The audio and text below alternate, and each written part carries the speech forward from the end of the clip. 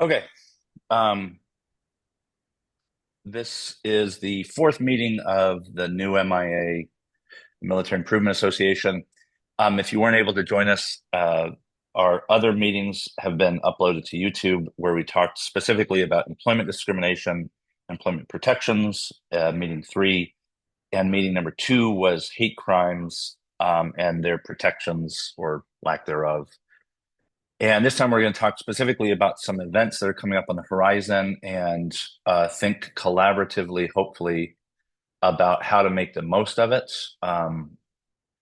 So I've shared my screen and I've got a couple of, so I don't know what everybody knows about the Assembly, but Oregon Legislative Assembly is the local state level government, the legislative body. There's a Senate and a House, just like federal. And the things that are kind of on the front burners are coming up that we're going to talk about. First is the Senate Veterans Committee briefing in early to mid-December. Currently, it's scheduled between December 10th and 12th. And Senator Manning, the chair of the Veterans Committee, or the committee that includes veterans, has promised us, or me, 15 minutes at the Senate meeting. Then we have the memorial resolution that Senator Thatcher has submitted, and we'll talk about what that is specifically and how to understand what its function is. And then finally, the Military Civil Rights Act or the Bill of Rights that Representative Heeb has introduced. The language is kind of fluid, and we'll talk about why in a moment. But there's a Senate briefing, a Senate resolution, and a House act, essentially. And then, kind of on the background, we've got the Congressional Senate, Senator Wyden, continuing to press the DOJ through back channels about their non-enforcement of hate crimes protections. So the dates to be aware of ahead of time: November 5th is the general election that will include elections here at the state level. To my knowledge, none of the senators that I'm working with directly, including Thatcher and Manning, are not up for reelection right now. However, all of the House members, just like the federal level, are up for reelection. So there's a chance, I believe, and RJ, you can correct me if I'm wrong, but Representative Heeb, Representative Tran, they may not make election or reelection. They may, but that's something in the water. At the federal level, Wyden is not up for reelection, but the time between the general election and the starting of the new session of either Congress or the Oregon Legislative Assembly is often called a lame duck session, which means there are some people who are not going to be returning next session who have some power before they go out. And there's some things up in the air because committees haven't been assigned, which party controls which chamber hasn't been determined, or has, but still getting shaken out. So between November and January, it's often called a lame duck session or lame duck period because there's just not a whole lot of certainty. In the midst of that same week is what has increasingly I've been hearing called Veterans Week. The federal holiday always falls on a Monday. The week ahead of time is sometimes, I know at OSU, they have some events planned the Monday through the Thursday. And I believe that OSU and some other public entities may have Friday the 9th off as well. During that week, a flexible day, it's not determined at all, but it's one of the things I want to discuss on the call today is doing a teach-in either at OSU or at Western Oregon University up in Monmouth. And we'll talk about that in a moment. And then the dates for the Oregon legislative stuff on December 4th. Legislative Council is currently slotted to return the drafts that we'll go over of the resolution and the act. That may be fluid, I'm not sure, but at least on the calendar, that's when Legislative Council, which is the attorneys that help the legislature draft bills, they're going to send back the drafts that we've submitted last week. And they could have all kinds of corrections. They could have nothing. I don't know. But we just need to keep our eye out for that. Then the 10th through the 12th is when ledge days are occurring, to include the Senate committee hearing that we'll have 15 minutes on. And then finally, January 21st is when the Oregon legislative session begins. Yes, Omi. It's just a list. Are you going to watch shows? 'Cause I'm going to be on the call. Okay, I'm going to be on the call. I can't help much, but you know where snacks are, right? And water. Okay. So, why the events, individual events and several events? I've been finding increasingly that awareness is the first hurdle. Whether you're legislator, or you're just a dude on the street, VSO, whoever, you may not know. Most people don't know that we don't have civil rights for military families. I only know because I've got a couple of extra research degrees, a bunch of caffeine, and some ADHD. And I'd start asking questions. So our first hurdle is getting people, veterans, civilians alike, aware that civil rights are not a given for military families. The second hurdle, or the second kind of priority, is determining how prevalent some of these things are. If you got my email yesterday or today, I just created a new web page on pewpewhq.com with, I want to say, 8 individuals who committed violent, or either committed or conspired to commit violent crimes against service members, which clearly would qualify as hate crimes, but have never been enforced. Um, Even one of the state reps I met with, Rick Lewis, was like, "We have hate crimes. Why do we need to sign another law?" And now I have somewhere where I can send people, or you can send people. The URL is real easy, pewpewhq.com/haters, right? Yeah. Or no, I'm sorry, gijustice.com/haters. You click on the individual images, it'll take you to PewPewHQ. So it is happening. Employment discrimination is happening at federal enforcement. That isn't really happening, is proof enough. But how do we collate that data information? How do we make it digestible, and how do we disseminate it so that it's no longer an invisible thing? One of the kind of things that I've been rolling through in my head is, or the kind of like the tagline or whatever, is invisibility should be an option, not an expectation. Oh, yeah, I like to do that. Yep, I got to go back now. My screen is advancing in front of me. Uh, so hold on, let me stupid thing. So those are the two priorities: is awareness, and then figuring out how bad it is locally, federally. I kind of have an idea based on enforcement data, but even that isn't very reliable because veterans don't self-identify. They don't often report difficulties, and so the numbers are going to be skewed. Secondly, at least in terms of the teach-in that I'd like to conduct, an active question is, who do we want there?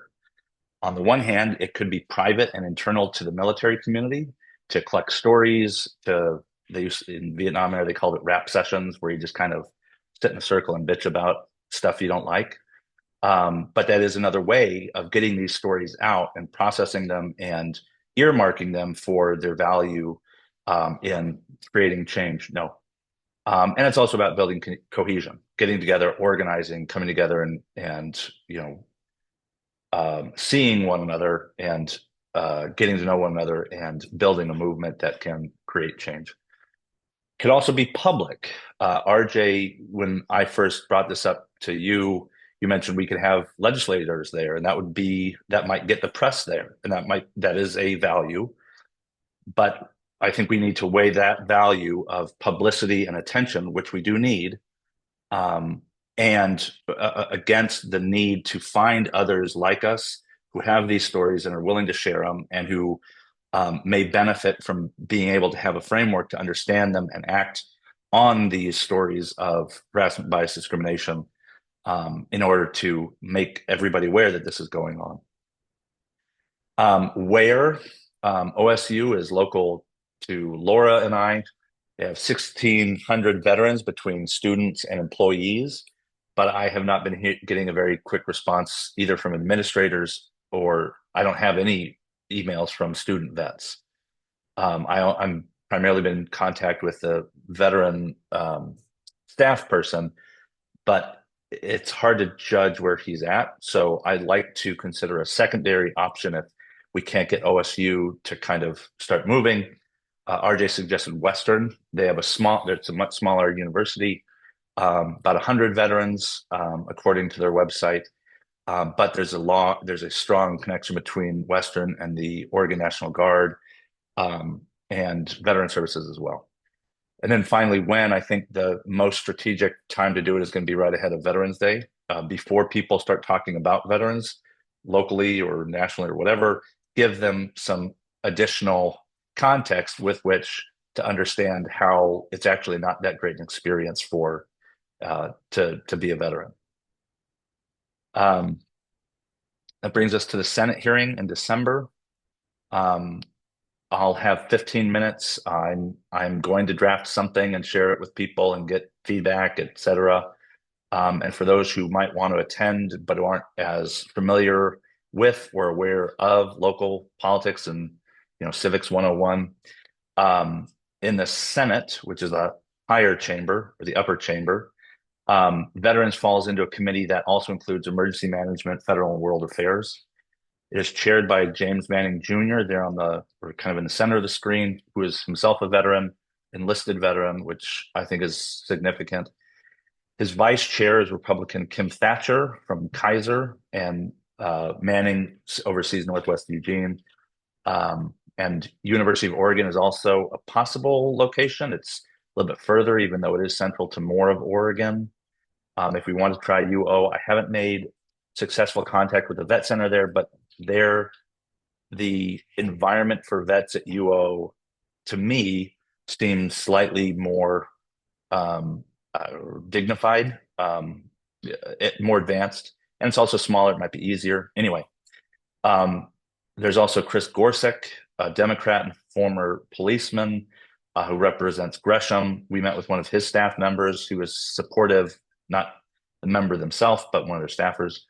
And Linthicum never responded to my emails to get a meeting on ledge days, nor did Aaron Woods, a Democrat representing Southwest Portland, who's also a vet himself.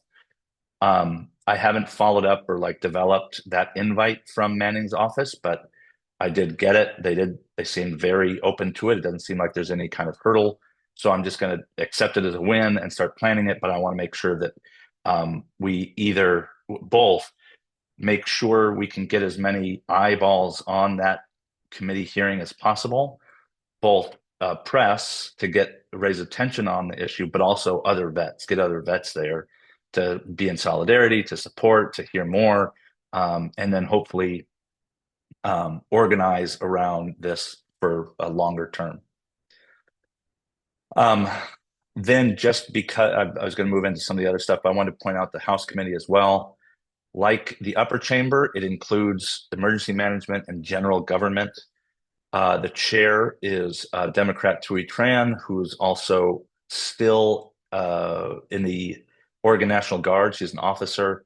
She's not a vet because she has not been discharged once in her, 15, 20 years or something. And then she has two vice chairs. Daisha Graber is a firefighter, also represents Portland. Did not get a meeting with her, but I did get a response and they just couldn't find time. The other vice chair, which may be because they have three Democrats, three Republicans, is Rick Lewis, who's a Vietnam vet, but also trained Iraqi policemen in 04, 05, somewhere in there. And I got a meeting with him. It was an interesting meeting. He did not know or trust that things were happening at first. I sent him the email of the hate crimes, the examples of hate crimes, and I got back a really helpful and articulate email. I haven't responded, but it looks like he'll support as long as he knows that I'm not just making laws to make laws. And he's there on the far right. You can see Thuy Tran, Daisha Graber, and Rick Lewis there. Charlie Conrad just straight up and said he didn't have time to meet with me. Paul Evans didn't have time. We were supposed to be on a Zoom call and then he no-showed and hasn't followed up. He's also a vet. He retired from the Air Force, I believe. And then finally, James Heeb, who's a freshman Republican House member, who I just bumped into as I was leaving, but who I'd been interacting with by text. He told me he's there to kind of rough things up and just get things done. And so by the end of the day, within a couple hours, uh, uh, Representative Heeb had forwarded me the email that he sent to Legislative Council, a placeholder bill, which then became the Bill of Rights that we'll talk about in just a moment. So this is the House committee. You've also already seen the Senate committee, and I'll share these slides. And you can tell I put their party affiliation, and then the helmets are military veterans. I've also included firefighters and police officers because I have an inclusive definition of military, but that's it for another day. Okay, so the first thing outside the hearing, the memorial. A memorial is a measure adopted by either or both houses. If it's both houses, it's called a joint memorial. I would like to aim for a joint memorial, which means we've got to find supporters in the House. But it's used to make a request of or to express an opinion to Congress. Congress is the federal legislative assembly, the president of the United States, or both. And I'll go over the draft quickly in a moment, but that's what a memorial does. And it has been submitted. It will be deliberated in some way, shape, or form, and we'll get feedback from Legislative Council somewhere around December 4th. And in there, it has a call to action. It's called something else. But what I've asked in that draft is two things, because this is the state of Oregon asking federal Congress to do XYZ. And I'm asking federal level to, one, conduct public hearings on anti-military bias, to include hate crimes, but also employment discrimination, housing discrimination, et cetera. And second, to improve enforcement of hate crimes in particular for military families. And I don't think I've experienced a hate crime, but it's a higher contrast issue. And it's a law that's already on the books. It just isn't being enforced. So it's lower hanging fruit for getting things done and getting attention on the issue that we're trying to raise. Thatcher has submitted it. She submitted 1,300 on the 27th. As I said earlier, we don't currently have a House member. I haven't explicitly asked Heeb or Tran, but if we find a House member, that makes it a joint memorial. And ideally, if we can find a Democrat either in the House or the Senate or both, it becomes bipartisan. It makes it more difficult to defeat on partisan, lines. And so if you don't have the link, I'm happy to share it with you, but I think everybody on the list at least has seen it, or I've shared it with them. So really quickly, I want to at least go over it so that we take questions and conversation towards the end. And there are a series of 12 whereas is the first one. So I'll just skim it. I wanted to start with the Oregon statutes to show Congress that this is an Oregon issue. We in Oregon, Oregon Revised Statute 659A talks about protected classes, et cetera. And so I want to say from the very beginning, this is an issue that's important locally. Then also go big and say, look, this is also the 14th Amendment. This is not equal protection to not enforce hate crimes for some groups, but to enforce them in others. I also then start laying out how this is already in law. Section 4212 becomes law in 2009, and within a year, there's an arson. Trent Allen Fox, who's on the haters list, he burnt the American Legion post to the ground on July 4th. Nobody at the federal level asked if that was a hate crime, if any veterans who were members of the Legion Hall were protected under 1389, within 5 years after discharge, et cetera. Nothing was done. And it's my belief that DOJ and ATF and the Albany Police Department had no idea that that should have also brought with it criminal enhancements for hate crimes. Then number 6 is the It requires people to do some work to verify that it hasn't been enforced. It's possible if you know how to do it. It's not difficult at all. But I take it as fact that they have never charged someone under 1389. Then I point out why that's important, not just to the individual victims, but to everybody. And then I tie it into military families. They are elevated risk of suicide. They're the ones that are securing these rights. And hate crimes can't be deterred unless at least the enforcement agencies know, and hopefully the public knows that until that anti-military bias is a thing and it influences and informs hate crimes. And then number 10, failing to enforce 1389 deprives us of our civil rights. Now that I think might be, it's in my mind, I'm thinking this is now on the congressional record and they know that there's a violation of the 14th Amendment. I'm not going to make that very aware because I think, yeah, I'll save that for discussion. Then finally, I also pointed out, in fact, Christopher Wray, who's still serving as the FBI director, was told about this in 19, still hasn't responded. And then finally, the last one, bringing it back to Oregon, we can't do our job unless we get support from you, federal Congress and federal agencies. And again, I'm trying to wrap it up in both local interests, but also federal obligation. And so that's the memorial, the joint memorial. Next, we have the Act, the Bill of Rights, which is just RJ knows, but I had 2 or 3 hours on a Friday to get this done. The first one I found that looked decent was essentially a Bill of Rights. However, and RJ, do please let me know if I have this wrong. What was submitted on the 27th is a placeholder. And in that placeholder, the one thing that's important is called a relating to clause. And you'll see it if you go on the Google Doc. I'm not going to pull it up right now, but I've made it broad, relating to military civil rights. We can change, we probably shouldn't change all of it, but as long as it stays within that relating to clause, we can change it.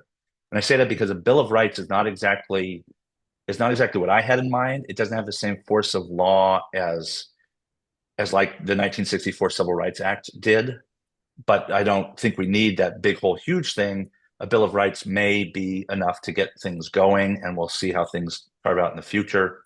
As I said, James Heeb has submitted that on the 27th. If we find a House Democrat, we have bipartisanship. If we find a Senate sponsor or two, that will ease the passage into law because it's got to go through both houses. If we already have Senate involvement, it makes it easier. Just same thing with the memorial. Yeah, the memorial. Again, they're probably there. I've not made specific asks to say Senator Thatcher, Senator Manning, but it could be done, and we could get them as a yes. Probably in the near future. It just hasn't been done yet. It's just I put my to-dos in red. Yeah. So the To RJ, yeah. little bit. When it comes to the bills that Rep Peeb and Conrad. So I think you got Rep Tran confused with Conrad because it's Rep Peeb and Rep Conrad who aren't going to be back in the legislature this next upcoming session. And so the bills that they've introduced are bills that need to be supported by somebody else in order to get that energy to keep moving forward. So Okay. the ones like the placeholder bills that you've talked about that have been, introduced or at least submitted to the legislative concepts office are the ones that are going to need kind of that support and refining as they move through the legislature. So just to confirm, Hebe and Conrad are not going to be in the next session, so we have to find somebody else to carry the torch. Correct. Okay. Okay. That means the Bill of Rights, but the memorial is basically secure, or at least Correct. in these terms. Okay. Yeah, because you have Senator Thatcher, I think, is who introduced the memorial, and so as long as she can, I mean, you're kind of speaking to, preaching to the choir here. But yeah, as long as she can find somebody that is a Democrat that would support it, it creates a bipartisan bill. It gets that much more momentum moving forward, and then you just keep that momentum up so that it gets passed as a resolution. Okay. Are they not seeking re-election? Senator Thatcher is not. So Senator Thatcher has been disqualified because of the some new laws that She have walked gone in. out, yeah. So she and missed a bunch of votes, yeah. and then Hebe and Conrad both lost their elections. When was it? I thought it was with the general on November 5th. So they lost their elections in the primary. Oh, okay. Got it. Fascinating. Okay. All right. Good to know. Anything else before we continue? Nope, I just wanted to touch base on that real quick. Awesome. Okay. So we got to find a replacement for Heed. Good to know. So this is the Bill of Rights. Again, I haven't changed the draft. I'm happy, like with Tim, I edited the permissions to allow other people to edit if they like. I want to keep that number low so we don't have a bunch of edits taking place at the same time. But it opens up, and this is where I try and set the the parameters. And part of that is like, how do we build something um, that qualifies or touches or like protects the people that we're talking about. And so, as I said, I have an inclusive definition of military to include family members, veterans, dishonorable discharged, firemen, police officers, and that's not always the most popular definition, but that's what I'm going for. Again, it's just a draft. So current and former military personnel and their family members essential rights regardless of branch, rank, or specialty. Now, in my own work, I add character of service, but to add that might create some hiccups, so I've left that out. Not everybody wants to protect people who have dishonorable discharges. It's not a fight I'm going to have right now, but it's something that we should be aware of. And here I have 10 pieces, or not whereases, but 10 pieces of the Bill of Rights. And each one, there's reasons for them. And so the first one I talked about, equal protection, whether it's state or federal. And I've included bias, harassment, discrimination in B, as well as all the places I felt like that has happened: public accommodations, healthcare, employment, housing. I put business transactions, and the legalese of this might be more fluid, but I'm thinking business to business and business to consumer as well. But anyway, then also that we should have, or we should be able to expect, and this goes into the poor enforcement in employment and VEVRA stuff, to have meaningful regulatory and investigative standards against which to apply judicial review.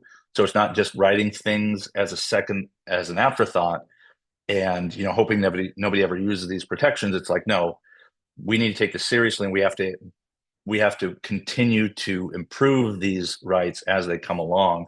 And to do that, we have to have jurisdiction in the different branches of government. To expect public agencies, and this comes from the U.S. Commission on Civil Rights, not including the Soldiers Amendment in their reporting or their research, or it was a report on the hate crimes bill. And there's also commissions, advisory groups, task forces, other things of that nature. If they're public, they should not be excluding military families from whatever their purpose is, whether that's research, education, advocacy. If they're public, you've got to treat military families as equal to other protected classes. To also in private settings, to be included in diversity and equity measures at all levels, to include workplace resources and activities. The second five, this F was coming out of the Hurt Locker and Jeffrey Sarver. I know it hasn't been reported on, but essentially Hollywood took this guy's story and hid behind some kind of ridiculous defense, because the person who Hurtlocker was based off of sued them for defamation, said he lost some promotions, and they said, "Oh, it's just artistic license." And I think that violates a reasonable amount of privacy that we should be able to expect as citizens, even if our military records makes us a public official to a certain extent. And I added here, you'll notice that I'm also talking about stolen valor. For all medals, awards, and badges to be reserved for wear by verifiable service members. If you can't impersonate a police officer, why should you be able to impersonate a soldier? If you're going to wear it, you should have earned it. And RJ, you might know more about the federal level and the Stolen Valor Act and why it couldn't have been stronger. But again, this is just a draft. I also know that a lot of progressives don't like the Iraq War or the Afghanistan War, and then that kind of dislike filters down to individual soldiers. But I believe that military families shouldn't be judged, labeled, or blamed for decisions made well above their pay grade, whether that's elected or appointed government officials. We should be represented with dignity in art, music, and other media to avoid harmful stereotypes and inaccurate caricatures arising from civilian bias. And here I'm coming really close to just saying it out loud. Like, civilian bias is how some of these things have come into being. And it also gets into the Hurt Locker stuff, but also the next one, to obtain remedy and relief from individuals or entities profiting, so not nonprofits, but for profit, off of military experience, culture, or history without the employ of a qualified class representative advisor. What I mean by that is, if you're going to tell military stories, you have to have someone who can advise you on that. If you don't, and if someone like Sarver comes along and he's like, that was really messed up, and you didn't do your due diligence around cultural sensitivity, we'll call it, then I think that someone should be able to seek relief. Sarver lost his case, and he had to pay Mark Bowl and Catherine Bigelow's legal fees. And I think that's a travesty. Like, that's where those two are coming from. And then finally, to have their documented military experience, training, and qualifications be reasonably and accurately applied by landlords, employers, service providers, and college admissions personnel.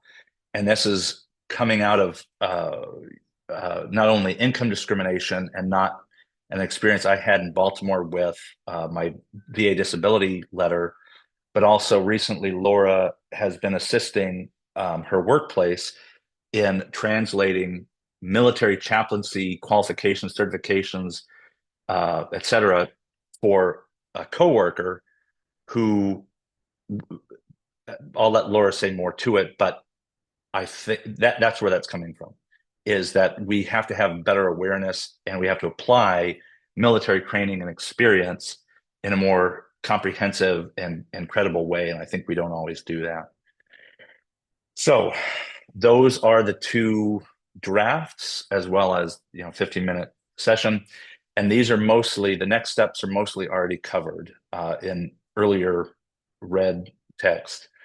November teach-in, I like to decide on a location, the audience, and the date.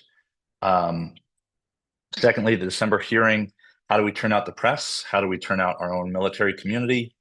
The joint resolution, we need to find a House member to make it a joint memorial. The Military Civil Rights Act, we have to find a sponsor, ideally bipartisan and ideally cross-chamber. And these are just my typical rules of engagement for guided discussion. Just be respectful and courteous, but also RJ, as you are on the payroll of the legislature, you have more power and therefore more responsibility. We're going to give you the first 5 minutes in our discussion. And